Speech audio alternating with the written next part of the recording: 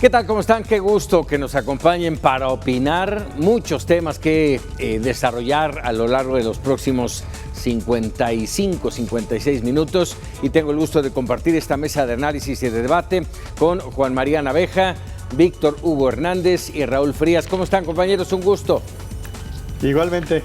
Paco. Muchos temas a destacar. Paco? Uno de ellos, bueno, tiene que ver con todo este tema electoral. Estamos escasamente a 20 días del proceso del próximo 6 de junio y las cosas empiezan a tener una tonalidad y un calor totalmente distinto. Se va calentando el ambiente en muchos sentidos. Lamentablemente tenemos que hablar tanto de los procesos, los cambios en cada entidad, de la intención del voto, que ya se da cuenta en muchas encuestas, que hay que hacer mención. Las encuestas no lo son todo, son simple y sencillamente reflejos, dependiendo de dónde sea el reflejo, ¿verdad? Pero bueno, son reflejos. Y evidentemente también el tema de esta situación de violencia política que lamentablemente está lastimando mucho el proceso electoral y a los mexicanos. Y agreguémosle, por supuesto, también esta campaña permanente, este incesante interés del presidente López Obrador, ya confeso, de que está metiendo las manos en el proceso. ¿Cómo ver todo esto? Inicio contigo, Raúl. Híjole, a ver, fuiste muy decente. Hay una intromisión directa del presidente en todo el proceso electoral. Eso no hay la menor duda. Y aquí va a ser interesante qué es lo que sigue precisamente en esta intromisión, porque desde el punto de vista del presidente, él no lo ve como una intromisión, como una ilegalidad, sino lo justifica diciendo que él no va, está protegiendo la democracia. En fin, sí, este es un punto a considerar. Tú hablas de que las encuestas, Paco, algunas encuestas dan diferentes fotografías de un momento. La verdad es que es muy complejo en México poder confiar en las encuestas. Así la mayoría de ellas están cuchareadas, son al mejor postor, al que pagó, en fin, la verdad es que es muy complejo y además las encuestas son utilizadas muchas veces como una herramienta electoral para presumir de que van arriba. Sin embargo, bueno, sí nos pueden dar algunos indicadores de lo que puede estar pasando, especialmente con algunas entidades.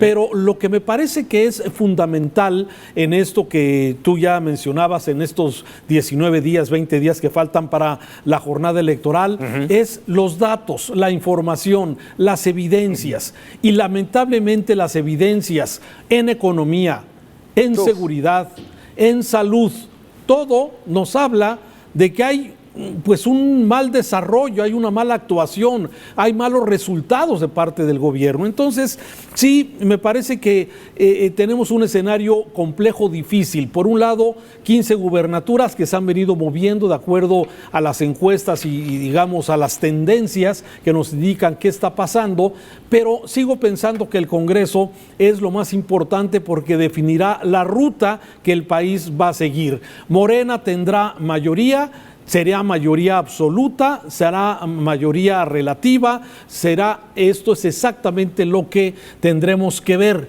Y si nos vamos a los datos, ya lo que pasa en elecciones intermedias, pues es un referéndum del gobierno del presidente López Obrador y que vamos a tener polarización, Paco. Un primer comentario. Así es. Víctor Hugo. Bueno, yo matizaría un poquito más los comentarios de Raúl, en el sentido de que es cierto, las encuestas con frecuencia en este país nos han mentido, han tenido un papel muy flaco, un flaco papel, han tenido un papel muy deficiente. Han tratado de mejorar, han tratado de hacer mejor su trabajo los encuestadores porque saben que en ello les va la credibilidad, pero sin embargo seguimos enfrentando pues varios tipos de encuesta, ¿no? La encuesta que nosotros consumimos, la que nos dan, la que le dan a la opinión pública para contar lo cual fin. Es cierto, a modo a veces, inducida, casi siempre en beneficio de quien la paga. Pero también hay otro tipo de trabajo que no llega a nosotros y que son los que se analizan en los cuarteles de guerra de cada partido político y donde sí saben cómo se está moviendo ahora sí el gusto o la intención electoral. ¿De qué lado más caliguana? Diría ese clásico. Entonces, Y como no podemos nosotros conocer ese tipo de trabajos que la verdad se ven a puerta cerrada y son guardadas con todo el hermetismo porque revelan la verdad de lo que realmente está ocurriendo con cada partido, tenemos que atenernos a los comportamientos de los candidatos y a los comportamientos de los partidos e incluso ahora al comportamiento del propio presidente, y eso te puede dar más indicios de cómo van tal o cual proceso electoral. Por otro lado, es cierto, no estamos ante una gran elección general, sino estamos ante múltiples elecciones, prácticamente en todos los estados del país. Hay algún tipo de elección, en algunas para gobernadores, 15 por lo menos, y en otras, pues bueno, ya sabemos que van para las alcaldías, diputaciones y congresos.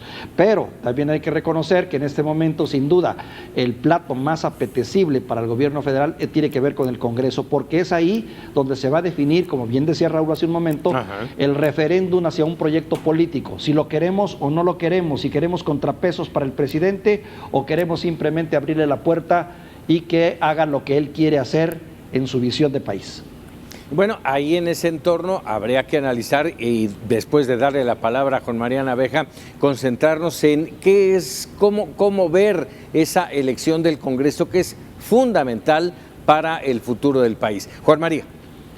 Bien, yo iría a los hechos, y los hechos están teniendo una influencia determinante. No nos vamos a olvidar lo que pasó el 3 de mayo, y esto está teniendo tal influencia que quizás la tendencia que ya se veía en la Ciudad de México se vaya acrecentando paulatinamente, si es que la tragedia de la negligencia criminal ocurrida en la Estación Olivos tenga una influencia directa en las votaciones, tanto en las alcaldías como en los congresos de la Ciudad de México. El voto federal, de castigo.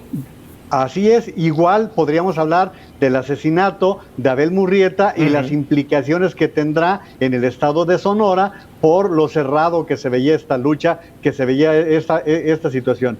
Yo añadiría a lo que apuntaban ustedes que no solamente cuenta la parte de la forma en que se quede confeccionado el Congreso Federal, sino que también los congresos estatales. No perdamos de vista que para cualquier modificación constitucional se requiere del concurso de por lo menos 17 congresos locales. Por eso la votación del diputado local no es irrelevante. También se trata de una votación muy importante. Pero como sí podemos ir observando, yo más que fijarme en las encuestas, vería lo que empieza a suceder con las tendencias. Las tendencias nos están marcando que de 8 o 10 gubernaturas que se decía que podía obtener Morena, ahora estamos viendo que muy seguras, quizás Guerrero y tal vez Michoacán, pero de allí en adelante quizás lo que suceda sea una erosión en donde el PES gane Baja California, en donde el PAN retenga Querétaro, Baja California Sur, Nuevo León para Movimiento Ciudadano, que la alianza gane Sinaloa y gane también San Luis Potosí. Es decir, estamos viendo tendencias que están cambiando conforme los acontecimientos se van presentando. Nuevo León tal vez sería la entidad más peleada en este momento, de acuerdo con las encuestas. Efectivamente, ya lo veíamos venir. Déjenme nada más dar este asunto. Por ejemplo, Massive Caller da 9 gubernaturas de las 15 a Morena, todavía en este momento. Arias Consultores da 4 de las 15. El Financiero da 3. Así es de que la situación no pinta nada bien, pero insistimos, son solamente reflejos pues, de saber quién paga cada encuesta, cuál es el interés de cada encuesta para dar estos resultados. Pero, como bien menciona Juan María Naveja, hay un reflejo ahí de que las cosas para Morena no pintan bien del todo, Raúl. Y aquí me gustaría... Sí, aquí me gustaría agregar a lo que tú mencionas, este tema del Congreso es vital. Tal vez nos enfocamos mucho en quién va a ganar las gubernaturas, pero el Congreso Federal y los congresos estatales son vitales. Sí, a ver, Paco, hay retos muy importantes a considerar en esto que tú estás comentando. Estas imágenes que nos regala producción, sí, esta es una encuesta que publica hoy el periódico El País. y nos muestra cómo está hoy conformado el Congreso, digamos, en la media naranja de la parte inferior. Es lo que tiene en este momento. De los 500 escaños, actualmente Morena tiene más de la mitad. Sí, y luego todos sus aliados, el Partido Verde, el Partido del Trabajo, sí, y bueno, pues toda de alguna forma esa gama de partidos que se han convertido en partidos satélite de Morena. En la parte superior vemos lo que algunas encuestas que contrató este periódico español, el País, bueno, muestra de qué es lo que pudiera suceder. Y aquí vemos cómo Morena podría retraerse, de acuerdo a esta encuesta que publica este periódico español. Y luego aquí lo más sorprendente es ese crecimiento del Verde. Que el Verde, como ya sabemos, sí, este es un partido que se mueve, híjole, de acuerdo a su interés, de acuerdo a su gusto, a ver dónde está el billete, a ver dónde están las mejores condiciones. El Partido Verde me parece que es el partido de mayores traiciones que tiene tradicionalmente en este país. Luego viene el Partido del Trabajo, luego viene el Movimiento Ciudadano, que se hace chiquito de acuerdo a lo que dice el País, luego el PRD y luego el PRI, que curiosamente también aquí muestra un crecimiento de 48 a 82 escaños de acuerdo a esta encuesta, este pronóstico. Insisto, son pronósticos, y el PAN, bueno, se mantiene entre 77 y 79 curules de acuerdo a este asunto. Pero yo te decía que hay muchos retos por delante, Paco, y uno de ellos es precisamente los que van a salir a votar y la cultura que tenemos los ciudadanos, donde realmente nosotros votamos por una presidencia municipal, sí, pero poco entendemos el tema de los diputados federales y diputados locales. Entonces se ve en un escenario complejo. De acuerdo a la encuesta que publicó Mega Noticias y Teso, sí, vemos que los jóvenes entre 18 y 29 años, Paco, son los más renuentes a votar. Y ahí está la clave. Ahí está la clave precisamente, porque los adultos mayores de 60 años, sí, los adultos de entre 45 y 50 y 55 años de edad, más o menos han manifestado su interés de salir a votar. Pero ese joven entre 18 y 29, ese es el gran reto. Me parece que ese sería uno de los primeros retos en la siguiente elección. Luego, lo que tú comentas, el Congreso. No tenemos esta cultura, Paco. Normalmente los ciudadanos votamos por el presidente municipal o por el gobernador en las entidades que va a haber elecciones. Pero mira, aquí en Jalisco te lo comento. Yo he entrevistado a lo largo de estos últimos días candidatos a diputados federales que van por la alianza, es decir, por la alianza del PRI, del PAN y del PRD. Pero a nivel local, los diputados van solitos. Entonces, es un verdadero permíteme la palabra, un desbarajuste, porque sí, no se entiende claramente cómo va a ser esto. Y entonces, y eso que estamos hablando de personas que de alguna forma tienen cierta formación, conocimiento de cultura política, y la verdad es que la mayoría de las personas no lo tienen, Paco, y eso es exactamente el gran reto que yo observo en esta jornada electoral. El gran reto es responsabilizarnos cada uno de nosotros, cada elector, en saber por quién voy a votar, quién es ese personaje que va a estar como diputado, como alcalde, como presidente municipal, como gobernador, interesarnos en ello. Yo digo, pondría, y me pongo de ejemplo, pondría la prueba de nosotros cuatro. ¿Sabemos quién va por nuestra alcaldía? ¿Quién será nuestro diputado federal en este momento? Difícil, son muchos los nombres, es mucha la baraja que hay y déjame decirlo, poco interés del electorado por adentrarse en estos temas. Lamentablemente. Juan María. ¿Sabes cuántos candidatos habrá en la boleta de la ciudad de Guadalajara, Paco? Nada más. 14. 14 candidatos y agrega los 12 que corresponden a la planilla porque se tienen que anotar los candidatos a regidores. Entonces estás hablando de una gran cantidad de nombres que no le dicen nada a la población en algunos casos o lamentablemente les dice cosas distorsionadas. porque ¿cuántos de estos candidatos han pasado por el PRI, por el PT, por el PAN, ahora aparecen por Morena? Entonces hay una distorsión total. Ahora, tenemos un fenómeno que no igual, pero ya lo vivimos en otra elección. ¿Se acuerdan ustedes cuando el voto en blanco, que tuvo un impacto importante? Ahora estamos viendo esta tendencia del voto útil. Vamos a ver qué tanto las organizaciones de la sociedad civil logran esta movilización. Y yo haría énfasis en eso que dice Raúl. Si el voto útil penetra a los jóvenes, vamos a ver unas condiciones diferentes de lo que se está especulando en este momento. Sobre todo, entender qué significa el voto útil. Seguramente nuestra audiencia, oye, están hablando del voto útil. ¿Y qué es? ¿Qué significa?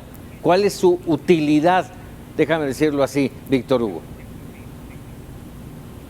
Sí, es el hecho de tú inclinar tu voto, no necesariamente por quien tú quieres, pero sí por quien sabes que puede ganar, dado que, bajo el supuesto de que quien tú quieres tal vez no sea el que es puntero o va en una mejor posición. Entonces tú decides utilizar tu voto para que gane alguien que sea diferente a quien tú definitivamente no quieres. O sea, de algún modo así podríamos definir la importancia del voto útil, y que es cierto, empieza a decantarse sobre todo en las últimas semanas, cuando ya empieza uno a ver, en base a la influencia de las encuestas, en base a lo que se rumora en la ciudad, a veces lo que se dice, quién puede ser el puntero, quién puede ser el ganador y quiénes son los perdedores.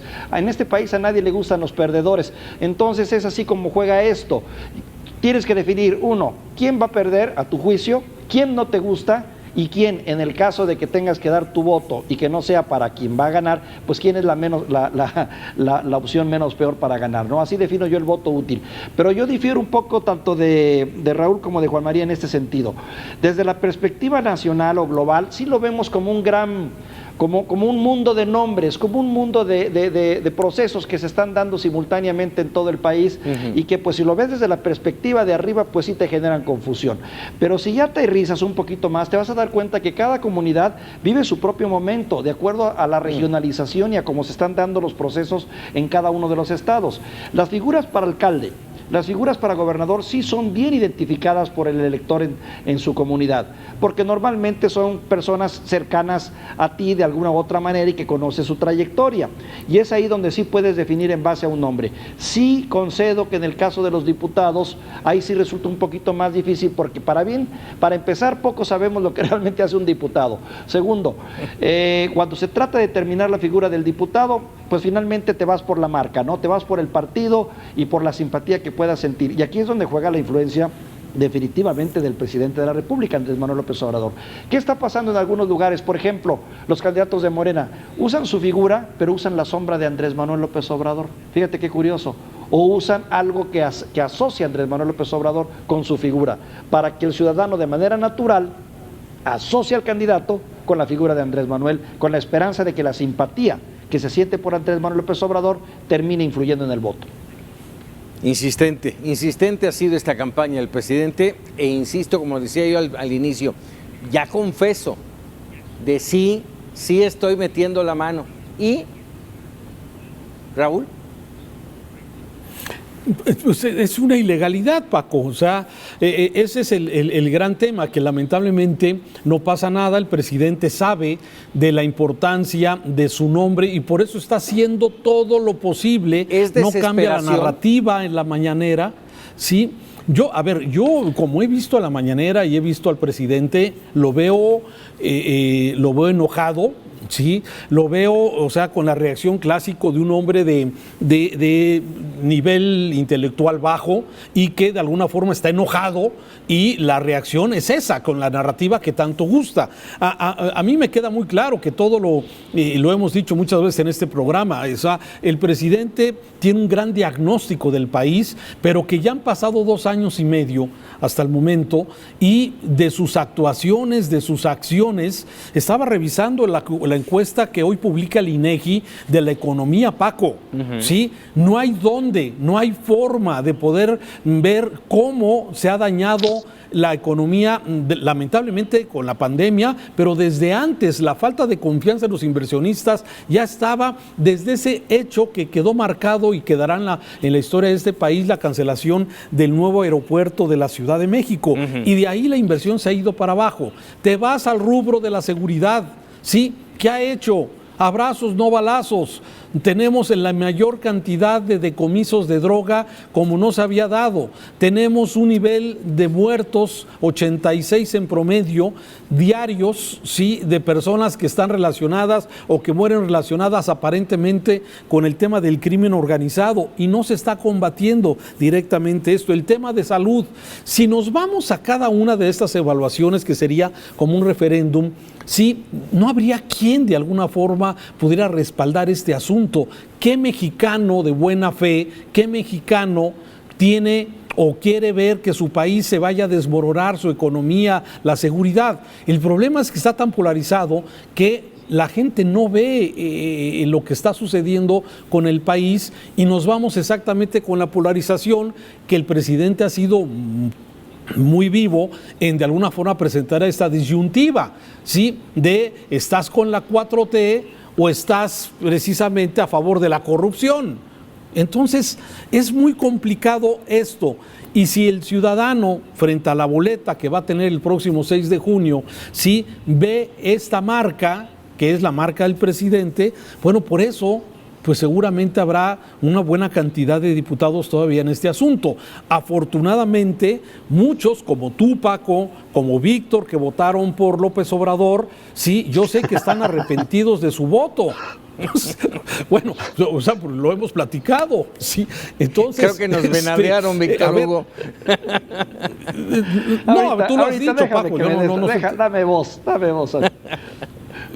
Venga, sí, venga, o sea, Raúl. A ver, o sea, me queda claro que hay mucha gente que se está dando cuenta que pues la ruta que lleva este país pues no es la ruta que quisiéramos, del crecimiento, de la transformación positiva, ¿sí? De que las cosas vayan mejorando para bien.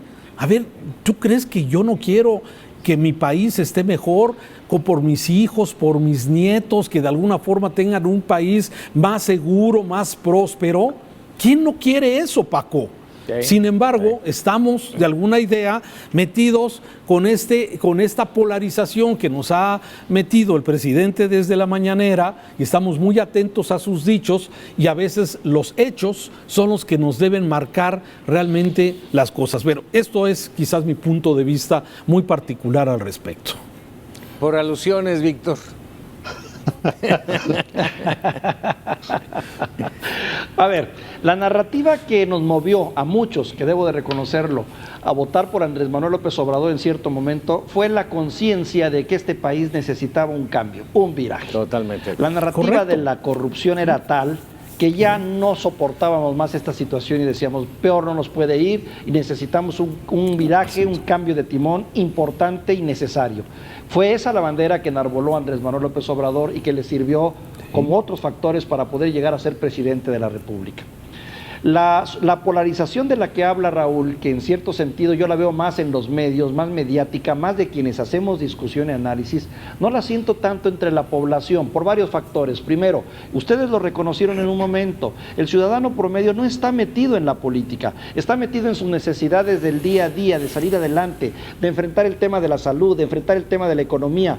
Poco sinceramente le interesa lo que dice un político, lo que dice otro político, lo que se dice. A él lo que le importa es tener dinero en su bolsillo, tener salud, tener bien a su familia, la seguridad. Y en ese sentido todavía falta evaluar el impacto que van a tener toda esa derrama económica que se ha dado en los programas sociales. 25 millones tal vez de personas que han sido beneficiadas o que están siendo beneficiadas con un recurso que, si no es para nosotros algo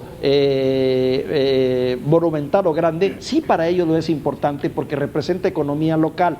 Vamos a ver cómo eso termina influyendo en las urnas. Eso va a ser muy interesante. En cuanto a economía, en cuanto a la inseguridad, es cierto, tenemos un país que tiene muchos problemas de inseguridad en este momento, pero también la inseguridad hasta cierto punto está focalizada. Sería, yo creo, un error decir que el país está en llamas. Hay ciertos estados que tienen una situación muy delicada, otros que se les está complicando, pero hay otros estados donde la vida transcurre normal, comunidades donde la vida sigue, ciudades donde todo transcurre claro, con sus problemas muy naturales de inseguridad, pero no como para decir que el país en este momento está en llamas. Esos factores van a influir en el proceso electoral. Aunque la realidad es que la inseguridad la vivimos de hace muchos años, Víctor, en todo el país, y no han cambiado, ha aumentado. Y nada más agregando por alusiones, coincido con lo que dices, este país necesitaba, y lo dijimos muchas veces aquí en Para Opinar, una gran sacudida. La corrupción era y es y sigue siendo lamentablemente el cáncer más grande de este país. Juan María, adelante. Bueno, bien, no se preocupen, de los arrepentidos es el reino de los cielos. Es el reino de los cielos. Sí, pero me extraña que los 4 veteranazos que estamos aquí conocemos al personaje desde hace 20 años. Yo desde hace 20 años sabía que era un peligro para México y bueno, les recomiendo la carta que le escribió Macario Schettino para que veamos lo que está pasando por ahí. Pero mira, vamos a lo concreto, Paco, que somos un país que estamos aspirando que sea un país de Estado de Derecho, de leyes. Y esto lo está rompiendo Andrés Manuel López Obrador cada mañana, todas las mañanas. Y aquí lo que a mí me preocupa es que los órganos autónomos no están reaccionando como deberían. Tanto Calderón como Peña Nieto, esta etapa de la veda la respetaron de acuerdo a la ley. Andrés Manuel López Obrador, según algunos observadores, desafió y dijo que haría de la mañanera la mejor plataforma de su campaña.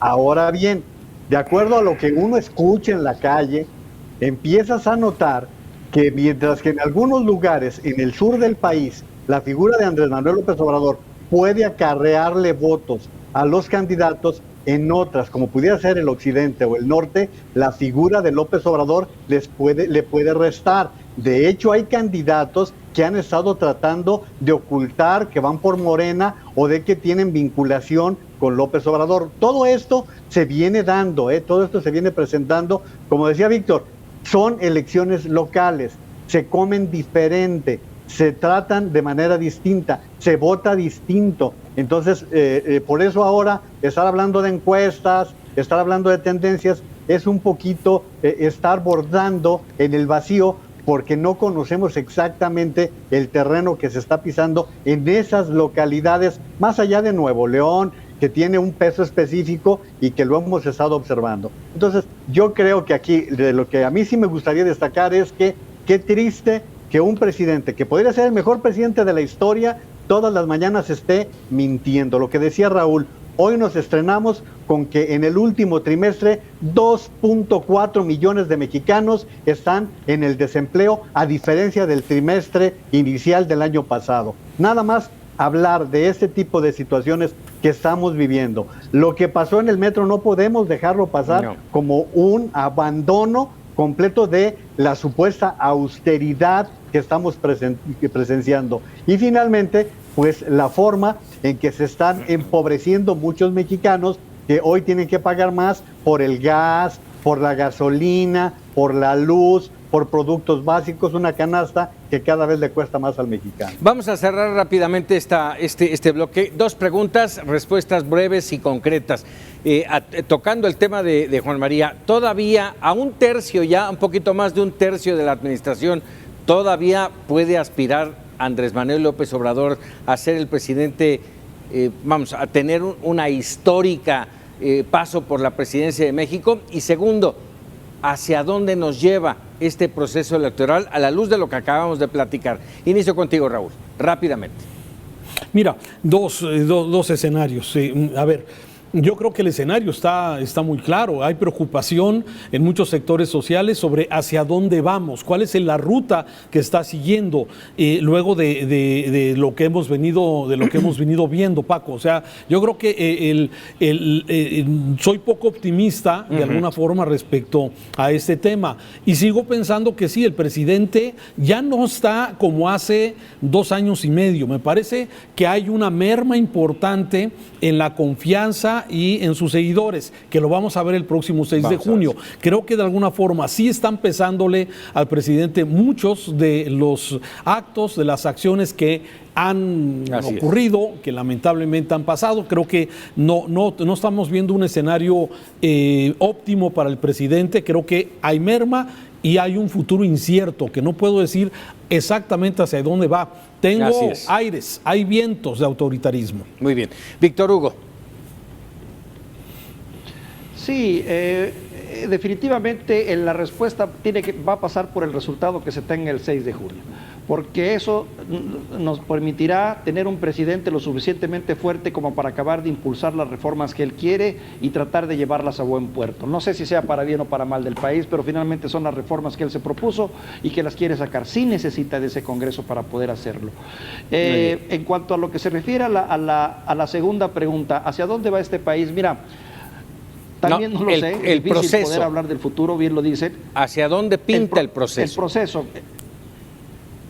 El proceso sí tiene ciertos tintes de autoritarismo que habrá quien pueda decir son necesarios o obligados o son un mal necesario o son un mal que no queremos. Sí hay una cierta dosis de autoritarismo, pero sí creo sinceramente que es parte de ese proceso de consolidación. Siento que hay cosas buenas por delante, que hay bien. Perfecto. Juan María. Yo me voy a juntar más con Víctor, porque quiero vivir en alguno de esos estados que platica él y en el futuro que está pintando. Pero mira, Paco, yo te respondo fácil. Hay maderas que nunca agarran barniz.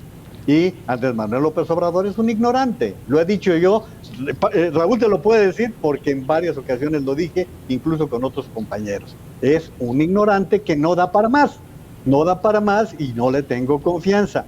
Ahora, el escenario que estamos observando, yo quisiera creer que no tendrá una mayoría que lleve al país de un solo hombre. No hay país en el mundo que pueda gobernarse por un solo hombre en los tres poderes. No existen, porque finalmente se necesitan esos puntos de equilibrio para poder darle rumbo. Ahora bien, yo sí soy convencido de que dentro del peor gobierno en materia de corrupción, que fue el de Peña Nieto, las reformas estructurales nos habían impulsado hacia mejores condiciones de vida, nos habían puesto condiciones para desarrollo en múltiples áreas del país. Lamentablemente los ha deteriorado, los ha afectado este gobierno, empezando por la de la educación, ya no les diría la de energía y otras que fueron reformas esperadas durante mucho tiempo. Por lo tanto, para mí, si tiene toda la mayoría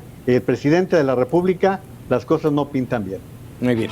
No da para más, dices, Juan María, pero es el presidente de México y no hay quien le haga frente.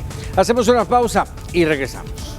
Estamos de regreso. Hace un momento hablábamos aquí para opinar sobre el tema de la violencia política electoral, que le hemos venido dando seguimiento a lo largo ya de varias semanas en conjunto con Integralia Consultores. Y la última encuesta de Integralia presentada hasta el 30 de abril hablaba de 143 asesinatos. Todavía no se contabilizaba lo ocurrido apenas hace unos días con el candidato de Movimiento Ciudadano allá en Cajeme, en Sonora, un asesinato que cimbró, que impactó, que volvió a poner y de manera mucho más firme la preocupación del problema de la violencia político electoral. Y sobre ello me gustaría platicar con ustedes, con Víctor Hugo, con Raúl y con Juan María, porque la situación no ha terminado. Lamentablemente no podemos decir que con el crimen de Abel Murrieta se acabó la violencia política. No, estamos en la recta final, 20 días para la jornada electoral y todavía se moverán muchas cosas. Juan María. Yo creo que en este caso, Paco, tendríamos que ir por diferentes vías.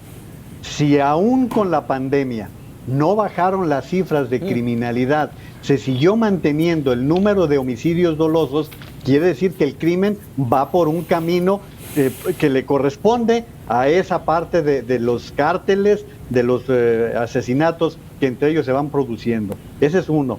Dos, la parte de agresión que se siente por parte de organismos como la Fiscalía, con ataques muy dirigidos, como no estoy diciendo que sea inocente el gobernador de Tamaulipas, estoy diciendo que parece muy dirigida una investigación como se dio lo de Nuevo León la semana pasada. Entonces, estos organismos, como la Unidad de Inteligencia Financiera, no están ayudando a pacificar. Y algo que la verdad les debo confesar, me dio mucha tristeza escuchar la semana pasada, es que la gente le empieza a tener miedo a la Guardia Nacional. Y la Guardia Nacional es el ejército, porque ahora no vamos a decir que se trata de otro organismo, porque se pulverizó la Policía Federal, y lo que no sucedía en este país, que hubiera miedo para el ejército, se empieza a sentir. Y el asesinato de Abel Murrieta es lamentable, porque estamos hablando de una persona que estaba acreditada por su buena actuación. Dos gobiernos, uno del PAN, uno del PRI, como fiscal en el estado de Sonora y como el abogado defensor de los Levarón, también te da otro ingrediente para pensar que no solamente se está involucrando a la política, sino otros casos de la violencia social que está inmersa y que en estas etapas, pues en seis semanas, Paco, difícilmente van a cambiar las cosas. Sí, esto me hace recordar lo que en su momento dijo el general Glenn Bankhurst del Comando Norte de los Estados Unidos. Así es, cuando hablaba de que México estaba dominado en el 35% por el crimen organizado, y en una de esas hasta se quedó corto, porque la situación ahora con el proceso electoral, lo que acabas de mencionar, Juan María, es el interés de los cárteles por dominar esos municipios que ya presentábamos aquí en Mega Noticias, un reporte de Gastón García Miranda, si no mal recuerdo, en el que hablaba de los 2,000 y tantos municipios, más de la mitad están cooptados por el narcotráfico. Así las cosas, ¿cómo ver esta recta final, Víctor Hugo? Sí, el crimen organizado tiene su propia agenda, está claro, y está claro también que cada vez va ambicionando más. Antes buscaban cooptar al jefe de tránsito, al jefe de la policía, al tal o cual funcionario. Hoy van por todas las canicas, hoy quieren jugar para controlar ampliamente, principalmente aquellos municipios endebles que no tienen la infraestructura suficiente como para poder enfrentar la embestida del crimen organizado, que goza de cabal salud en este país y que tiene mucho dinero. Yo lo pongo también en el contexto de qué fácil es en este país hacer planes y proyectos, lo difícil es concretarlos y llevarlos a la realidad.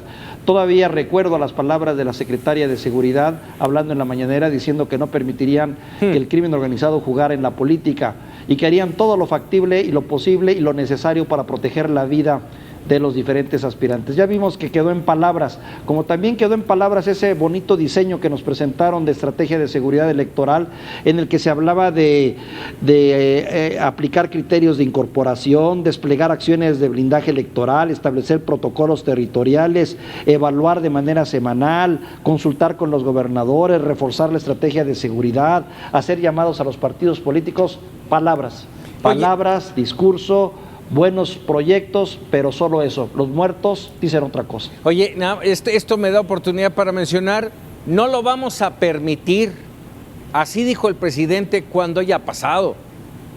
No lo vamos a permitir como una promesa de algo que no han podido cumplir ni el presidente López Obrador, ni ninguno de los anteriores presidentes, No han podido cumplir este tema de la inseguridad y la violencia. Pero decir no lo vamos a permitir apenas unas horas después de haber sido asesinado Abel Murrieta, Raúl. Pues por eso mejor inventamos, ¿no? Intervenciones y rifas y otras cosas, o sea, distraer la atención sobre estas cosas prioritarias para... Por ejemplo, sí, Paco, entonces ese es exactamente el punto. Sí, yo creo que este tema de la violencia política, que ya se han hecho referencia perfectamente Juan María y Víctor, me parece que entra dentro del marco de la inseguridad que hay en todo el país, agudizado en algunas regiones, como ya se ha señalado. Si bien no es todo el país el que está de rodillas, pero sí podemos ver que hay zonas del país que están, pues pareciera que están totalmente controladas bajo el crimen organizado. Michoacán, Jalisco, quizás parte de Sonora, quizás parte de Chihuahua, en fin, o sea, donde vemos que estos sujetos, bueno, se mueven a sus anchas. Y yo también coincido en que ellos no creo que estén pensando en la agenda política. Ellos traen, me parece, su propia agenda del crimen.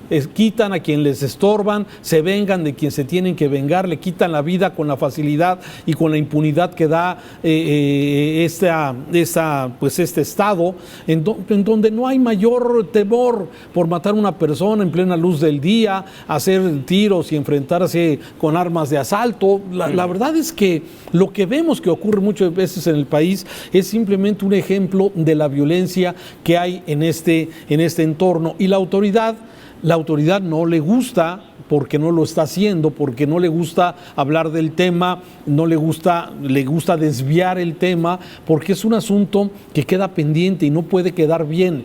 Y bien lo dices, pero me parece que seguimos en ese discurso. Si lo de antes no lo hicieron, pues tampoco, este gobierno. Me parece que es la gran diferencia, como Víctor lo dijo hace un rato, es que se creó una gran esperanza de que las cosas iban a ser diferentes. Se organizaron esos foros por la paz, ¿sí?, donde tenía muy buenos aliados el presidente, y esos aliados hoy los vemos que pues se quejan porque no ha habido empatía, porque no hubo seguimiento, porque fueron abandonados a su suerte, como el poeta Sicilia, víctima también de violencia en diferentes partes y con tantas personas en diferentes partes del país. Esa es la agenda. Lamentablemente el tema de la inseguridad, Paco, considero que no está siendo atendido.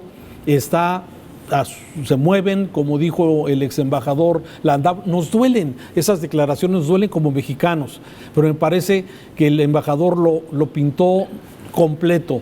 Se deja hacer,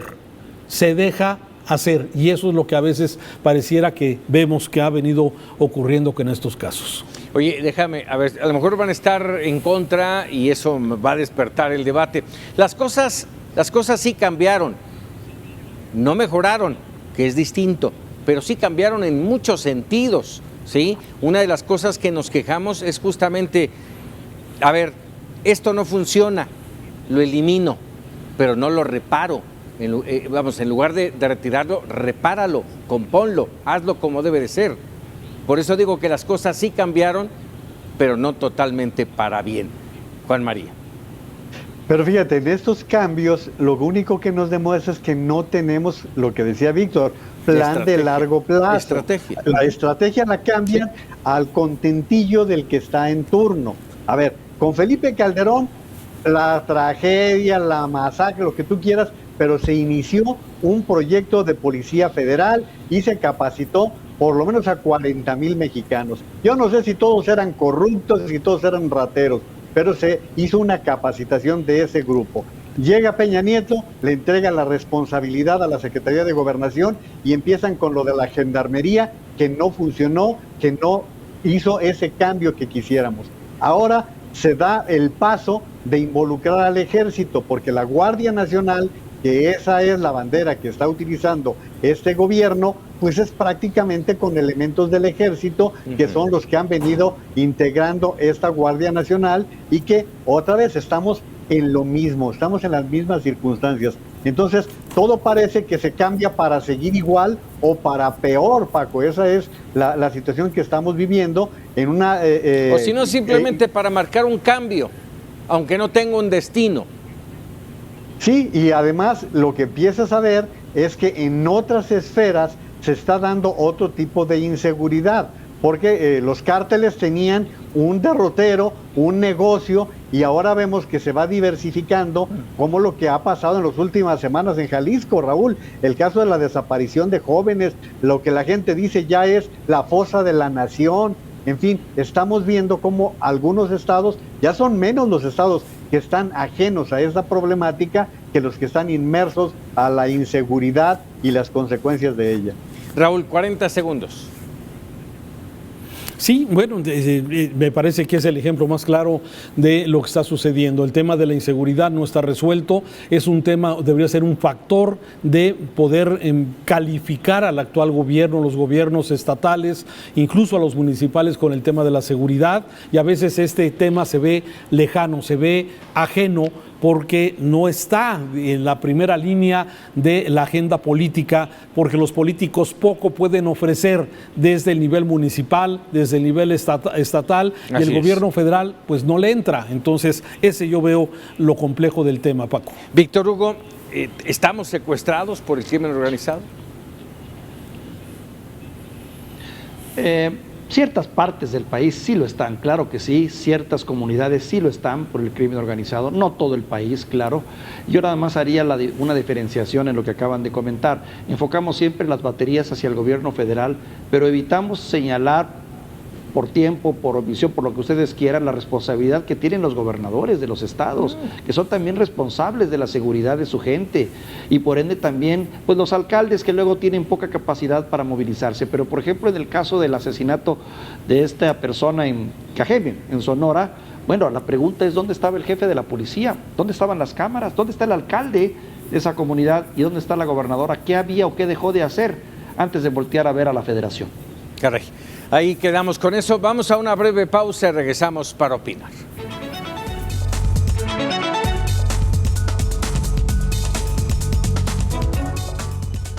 Ya estamos de regreso y rápidamente voy con Raúl Frías Lucio. Le preguntaba ya hace un momento, antes de ir a corte, a Víctor Hugo Hernández si estábamos secuestrados por el crimen organizado, por los cárteles del narcotráfico. Recordemos que al menos se han reconocido 19 cárteles en el país. ¿Estamos secuestrados? No creo que todo el país, Paco, no creo que todo el país esté secuestrado por el crimen organizado, pero sí muchas zonas y cada día más están cooptadas, y me refiero donde el AMPA es la que manda. La autoridad no se puede, no de alguna forma está sobrepasada por los grupos del crimen organizado en muchas regiones del país. Lamentablemente hay que reconocerlo, así es. Juan María.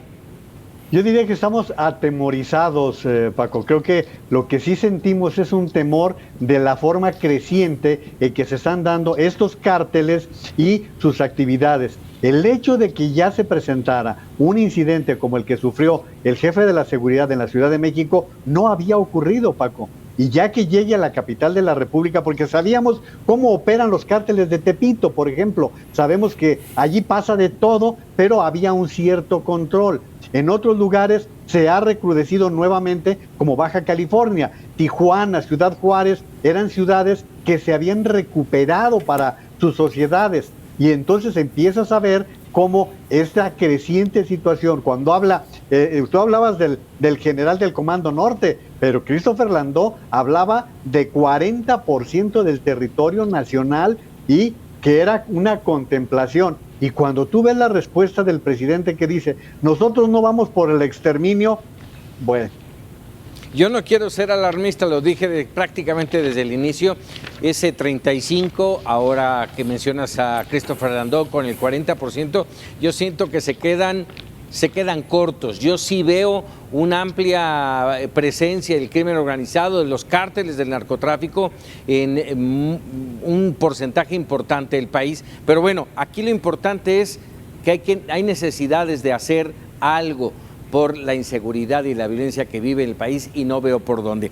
Rápidamente, antes de despedirnos, yo quisiera conocer su punto de vista sobre otro tema. Ya lo tocaste hace un momento, Juan María, cuando hablaste de Francisco Javier García Cabeza de Vaca, el gobernador de Tamaulipas, y esta teledirigida situación en la que está metido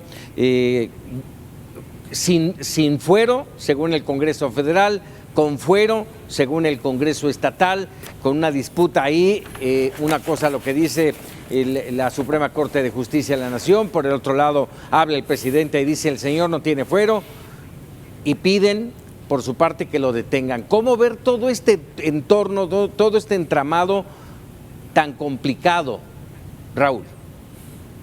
Debería estar separado, Paco, me parece, y lo hemos dicho en muchas ocasiones, el tema de la justicia no es la agenda electoral, y eso me parece que es el tema que está en medio de todo este asunto. Si el señor está acusado de delincuencia organizada, operaciones con recursos de procedencia ilícita, defraudación fiscal equiparada, en fin, bueno, tendrá que presentarse las pruebas y proceder conforme al derecho, conforme a la ley.